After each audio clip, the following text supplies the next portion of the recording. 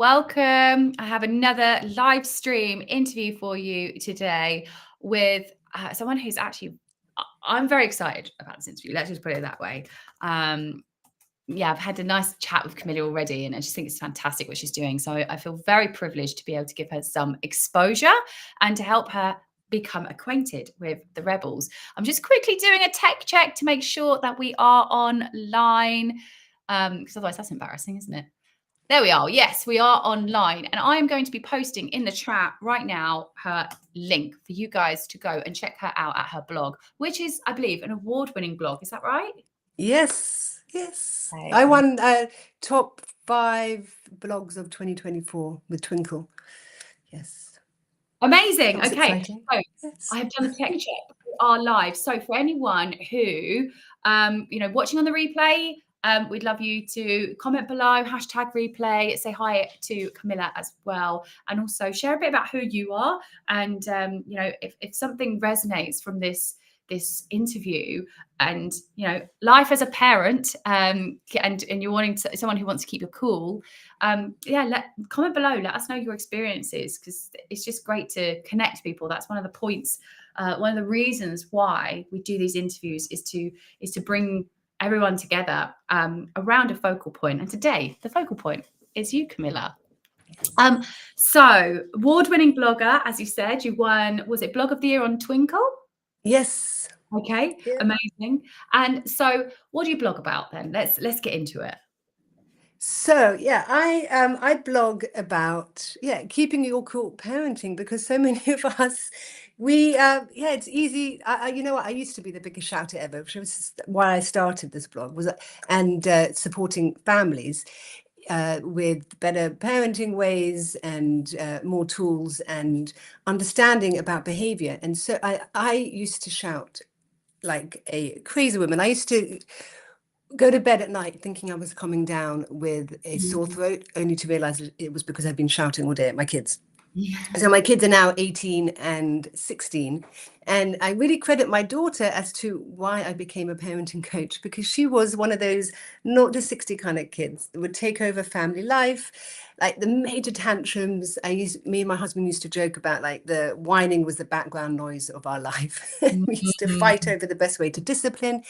And I was given this advice, you just wait it out. Wait it out. It's just a stage to get through. And that left me feeling like, what, I've just got to put up with this kind of behavior and this kind of stress at home for the next 10 years. I was like, there has to be another way, just to wait it out, Or I was told to, use the consequences of taking things away, the rewarding good behavior and the timeouts, but nothing worked. And so it was only when I started researching and came across language of listening, which is life-changing. This coaching model that this lady founded, called Sandy Blackard, founded in America, that completely transformed how I understood behavior, how I understood my role as a parent, and why the tools we're using don't work. And we're told the traditional, taking things away and make them earn it back and all this kind of stuff. So my blog really is about understanding why what we've been told to do doesn't work.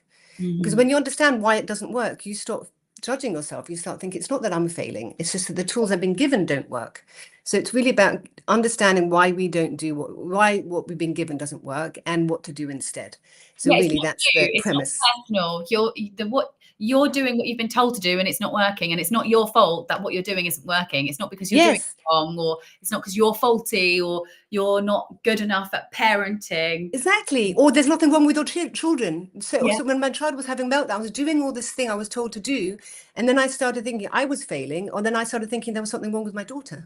And it's none of that. It's just the faulty advice we've been given. And when we change, and language of listening changes everything, it gives you this blueprint of how humans work, not just how your children work, but how we work, why you shout, why you lose your cool, why that happens, with compassion and understanding. So then you can understand what's these hidden cycles we can find ourselves in, why things work.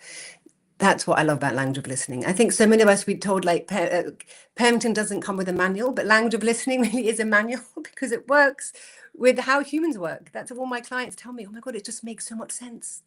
So Mm. that's my mission. Yeah. So did you start off by being coached, or like how did it start? Yeah, so first off, I started reading all the books and started reading other blogs and realized there had to be another way. I actually did start by going to a company in London. I had like a 5-day course where they trained you on their methods. And then they said, for £80 a year, you can become a parenting coach. You can use our material. And they let you out in the world. And I was thinking, 5 days to become a parenting coach just Yeah. doesn't really cut it. So Mm. that's when I became, then I started I found language of listening. Language of listening, you have to have 2 years of in-depth training to be able to be a language of listening coach. And then on top of that, you also have ongoing practice. You have ongoing sessions with the head coach and with other coaches around the world. You have to be doing it for at least 5 years, then you become a master coach, and then you can also train other coaches as well as Okay, part of that. so you started straight away as becoming a parenting coach. Like it was like, okay, let's get into it. But like it was just a not very comprehensive course to start with. And then you like really like pulled back the weeds. And was the motivation to help yourself, or was it because you wanted to help other people, or both? Well, to begin with, I wanted to change my relationship with my daughter. I wanted to change the daily arguments and the stress and the argument with my husband over the best way to discipline, and just, yeah, home was chaotic. It was one of the, when I got to the stage when I just couldn't wait for her to be at school, because I'd be calm. I didn't want to be living like that. I wanted to enjoy parenting. So my first goal was that. And then when I came across language of listening and trained with them for 2 years, I was like, more parents have to know this. That's Yeah. my mission, because it is so life-changing. And so, It's not just for your parent, it's not just for your kids, but it's also for yourself as well. and when did you start blogging? I started blogging in 2018. And so when did you start coaching compared to when you started blogging? Oh, I was coaching. Oh, good question. I don't know about the timeline. I was coaching before I started blogging. I was coaching for a few years before, and then I started blogging. And I'd put stuff up on my blog, but it wasn't paying much attention to my blog until actually a few years ago. And I suddenly realized, oh my goodness, I'm ranking top of Google for like rude, defiant children and how to stop shouting at your kids. I didn't realize actually my blog was more successful than I thought. I didn't realize. Oh, that's Especially in COVID times, yeah. some of my blogs were shown by like top newspapers around the world. I was in the Times, I was in the New York Times. Yeah, quite a lot. That's amazing. I love Yes. that. And so, okay, what would you say is like the most, just like something fundamental that's crucial that parents need to know? Yeah, so language of listening is so different. It's not about managing behavior. It's actually reframing it. We're actually our children's life coaches, if you think about this. And we're either doing it intentionally or unintentionally.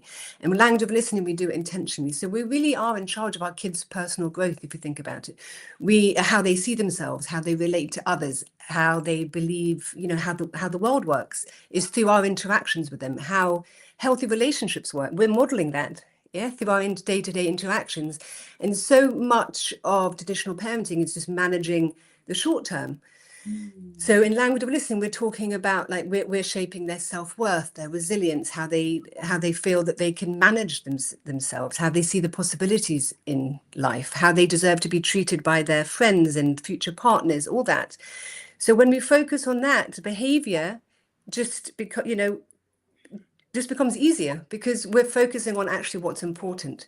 So Mm. I think a lot of traditional parenting, we focus on the symptom of what's going on. But when we are in a healthy relationship with our children and we know how to hold healthy boundaries and connect and meet their needs in healthy ways and help our children meet their needs in healthy ways, behavior just becomes extinct. It's like the Okay. behavior we don't like. It's Wow. kind of like I kind of like, like if you have a flood in the kitchen, we could spend every day mopping the floor, Yeah. trying to get rid of the water, and we spend all our time mopping the floor when we could actually just go and fix the pipe. and then we're not mopping the floor. So that's with language of listening, is parenting becomes so much more easier because we're actually getting to actually what is happening, not just continually. That's why I think so much parenting, we say, oh, it's exhausting, it's never ending. I think it's that because we're just mopping the floor. Yeah, you know what? That is what I'm not a parent. I'll attest, confirm that. But from what I see with all my friends, and is that it's unrelenting. It's unrelenting, and Yes. it's unrelenting like difficulty. Not that it's not Yes. amazing and beautiful and all the things, but it seems just an unrelenting torment. It is because I'll give you an example. I was working with a mum. She was at the end of her rope about her daughter's back chat. And she was given this advice, you have to reward good behavior, ignore the bad behavior. And so she made a deal with her daughter. She said, if you could go a whole week without back chatting, she'll take her out and she'll buy her the jeans that she wanted. And on the surface, the mum thought, you know what, this worked. My daughter stopped back chatting. But actually underneath, her daughter just given up. Why bother communicating with my mom? Because she's not going to listen. I'm just going to give up. She stopped sharing. She stopped talking to her mum. And that relationship suffered. So we think on the outside, it looks like it's working. Yeah, it's like my daughter's not back chatting, but we fail to understand, okay, but at what cost? Yeah, to me, that's not working. Having a daughter just, well, I'm just not going to bother to share what's going on in my life with my mum, because that's not what we want as mums, is it? Like, or as parents. Yes, We want to have that long connection. So that's why on traditional parenting, we can think, yes, it's working. But I want parents to, yeah, but what cost further down the line? also how long? That's just stifling a behavior. It's not really, oh gosh, I can't really. Yes. It's not coaching our children how to communicate calmly, how to be able to get your point across without arguing, how to negotiate. And also, as parents, we're thinking about our child's behavior. We don't think about our role within the dynamics. Yes. And this is not about judging, but we have to, our relationship with our children is a cycle. So what we put in, we get out. So if we're not aware of our role within it, we can't change our ways. We're just trying to force our child to come. Yeah. So all that. Yeah. So when we understand that, everything just becomes so much easier. Okay. And so I assume you've had some real transformations and seen some transformations from parents. Perhaps not with the woman who stopped her daughter back chatting, but can you think of any examples where a parent's been struggling with their child in this particular way, and then it's changed for the better, and how yes. Do you know what? It changes so quickly when we have the right tools. I'll give you a few examples. I was just working with a family in Spain. They had a daughter who was 8. They came to me. This daughter was so aggressive. She would literally get her food on her plate and chuck it across the room. She would break things. She would break her parents' things. She would bite, kick, swear. Wow. I mean, out of control behavior. Yes. Within a month, that behavior stopped. All of it. No rewards, no punishments, no control. It's all stopped. And the daughter is now actually getting herself to school by herself. Going to school was a problem. Going to bed was a problem. The daughter is now hopping around the house, getting herself dressed, getting herself to school. It's life-changing. And that's been going on for 8 years. Yeah. Oh, gosh. And another family I work with, there's a mum, her daughter is 6. Every day screaming, shouting, not listening. And within a few weeks, the mum was like, I can't remember the last time my daughter shouted, because she understood why it was happening and how to respond in a way that actually works. And now her daughter is no more shouting, no more tantrums, and bedtimes are getting easier because of it. Yes. Because when you understand what's happening, and you have this blueprint of how humans work, you get to see, but you understand how behavior works differently. You're like, oh, no wonder that happened. No wonder I lost my cool in that situation. No wonder my child responded like that. When you understand why it happens, it's empowering as a parent, because you get to change that. Yeah, that's really amazing. I agree with that in terms of my own self. I've seen how when I've dealt with the things at the root cause, that behaviors that I couldn't even control in myself have changed really fast. And so, I again, I say I'm not a parent, but I can think you know, there's been times where I'm like, I can't even control my behavior, let Yes. alone someone else's. And so I guess is there an element of like parenting yourself as Oh, well? 100%. Yes, 100% it is, because when we have our own boundaries, we understand why we do what we do, everything else changes, because we're now empowered rather than understanding, understanding. Awareness is, I always say, awareness is the first step to change, isn't it? Like understanding why things happen.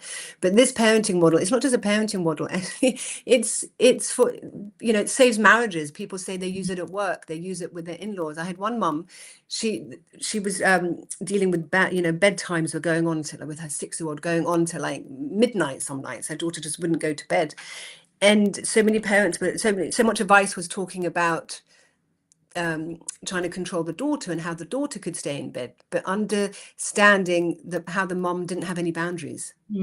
She didn't have true boundaries, because when she grew up, she had parents who were very controlling. So she didn't want to have boundaries like her parents did. But then also, we can't be permissive either. So that's, a big Oh thing yeah. for a lot of Oh parents. yeah. I We think that don't want to use the punishments, the consequences and all that. But then so many parents, we swing to the other way and become too permissive, and that's not good either. Because yeah. if we're too permissive, then the kids are ruling the roost, and we're resentful, and then Well, we you get need to angry. be a leader, We and need to that's be the leader. a hard Yeah, thing to. but most of us have never been taught that. Most of us have never been taught how to hold healthy boundaries and still stay connected. Well, how We would don't. you? Because like you have to kind of. It's a very hard thing to teach leadership, right? Because from that position, you could be quite controlling, as or like, I don't know. But I can see how that is a really difficult thing to learn. It seems like you have to just model it from someone who understands and embodies leadership. Like, Yes, in a way, it's giving parents new tools because they've never seen it. And that, I think, the first step in language of listening is changing your mindset. It's changing how you see things. I think it's called a language for a reason. mm, It's we practice it. It's not just, it's how we see things, and it's a new way of seeing and understanding and being with your child. So when that changes, more possibilities open up for you. okay. Yeah. And so, what have you got, like a top tip that's like, you can't get through parenting without knowing this one thing? Yes, I would love to share this one with you. So in language of listening, we have, it's not just the why we parent, but it's also the how to. So in language of listening, we have 3 core tools that you use, and we have 4 key premises. I think it's like the blueprint of how humans work. It really is. When you understand this, everything just makes sense. And I want to share with you the first principle. The first principle is that kids have to keep communicating till they feel heard. We're the same, by the way, as humans as well. But it's not just it's not you see this, when kids keep going, mom, mom, mom, mom, and they keep going on and on and on. Yes. Well, we see it with whining. So much of mainstream advice is just ignore the whining. Okay. But if Mm, we have the premise of kids have to keep communicating till they feel heard, and we're ignoring it, you can see that doesn't stop. match, because Yeah, we yeah, give our children no other option but to keep escalating their behavior yeah. to prove Okay. to us, to show us. So it starts with a whine, but if we're ignoring it, it gets louder and louder and turns into a tantrum or turns into hitting. Yeah, they have I can see this. thing. If you assume like they have to be heard, like Yes. it's their human nature, it's their coding, they have to Yeah. be heard. Yeah. So go on then, shut them down and see how well that So works. yeah, exactly. So shutting them down, Yeah. either they learn, well, I'm just going to give up trying. No, I don't matter. So that's like disconnection. There's so much more we could talk about it. But really, so in the first step, we have something we call say what you see, which is our first step in language of listening. So it sounds really counterintuitive, but imagine, like, I see this all the time going around the supermarket and kids really wanting like the sugary cereal or biscuits or a toy. And we go straight into saying, no, you can't have that. No, you can't have that. Or, don't be spoiled. We're not getting toys today. We go straight into what No, yeah, what we're trying to yeah, convey. And you see this escalation. I see it all the time. But in language of listening, say what you see would be like, wow, of course you want it. It's super cool. You know what? The cereal, the pack of cereal looks so cool. You see all the cartoons. Of course you want it. It doesn't mean we have to give it to our children, but Yeah, actually when yeah. you acknowledge Oh, that yeah. it's, wanting is okay. Wanting is like a human, we all want things. Yes, yeah. Wanting isn't the problem. It's actually feeling like what we want matters. And actually children want to know what they want matters more than whether they can get it or not. They want you to Okay. acknowledge that That what is they want. amazing. So when you acknowledge it, you actually see them like, oh, they don't have to keep proving it to you. Yeah, okay. Yeah, I don't have to argue my point round now. yeah. You see why I've got it. And then afterwards, right. So you acknowledge they want it. Well, I mean, I'm sure there's so much more we get into, but like my impression of that is like you acknowledge they want it, you accept, but like you obviously still keep firm. No, you don't get it. Yes. Then they might get upset about that, but that's okay because That's it's okay, because then as we think about it, as our child's life coach, we're then helping them deal with disappointment. Mhm. That's a gift. Like, it's okay to feel disappointment. It's okay to feel upset about something. Then we're on their side. Mm. We acknowledge they want it, then we're on their side. Yeah, This goes on to the next step. We're helping them deal with disappointment, frustration. Maybe with the cereal, what, we're not buying cereal today. It looks so much fun. You can come and help me. For a young kid, you can help choose the fruit. You can choose something else. We're redirecting them to what they can do, which is the next step in language of listening. But really, it's okay for children to be upset. We're Mm, going to be I love disappointed as adults. We have to learn how to deal with yeah, disappointment and frustration. Isn't it far better to teach our kids that at a young age? yeah, yeah, I love And we that. also want to teach our kids to be in touch with what they want. What they want isn't the problem. And I think that's a lot of the time with parents, is that we focus on stopping our children wanting. And Okay. that's not what we should be focused on. We should be focused on helping our children want what they want, find the possibilities to get what they want within our boundaries, and support them to deal with disappointment. Yeah, I love that. That's the That's really goal. So our beautiful. children are connected to what they want in life, because really that's what we want is how we take action. If we didn't want anything, we would never take action to Yeah, get it. The same as humans. So yeah, understanding that, and also that's, yeah, we can go so much more with that, but really that's one of the cornerstones of love positive that. self-esteem, I is love that. knowing what we want. Yeah, Yeah, that's a I think that's beautiful. That's really empowering. I think that's going to be a really valuable tip. I would love to know. So you've won this interview, and this is now being streamed, and I'd love to know who is someone you would love to connect with. Like, who's your ideal client, and who's an ideal collaborator for you? What type of connections do you really want to make? And if you're watching this live as well, again, I'd love for you guys to give feedback and to share your experiences. And also, if you're watching on the replay as well, or we get lots of rebels tune in when it's convenient. But we'd love it for you to share what your experiences are with this, and also share who you are, where you're tuning in from, because this is a network. We're trying to connect with one another, and you never know who's lurking over videos and in the comments. So share who you are and share who you're looking for, and also give us some reflection.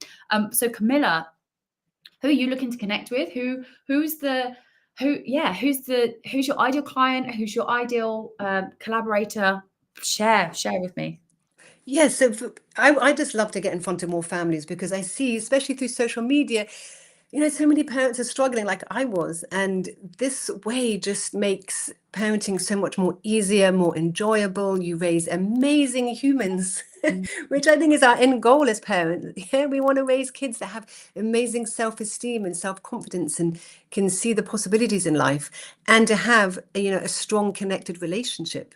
We want both of that, and we want to be able to be in charge and have healthy boundaries. So you get all of that with language of listening. I would love to, if you have a community that would love to hear this message, I would love to be able to come and chat with you.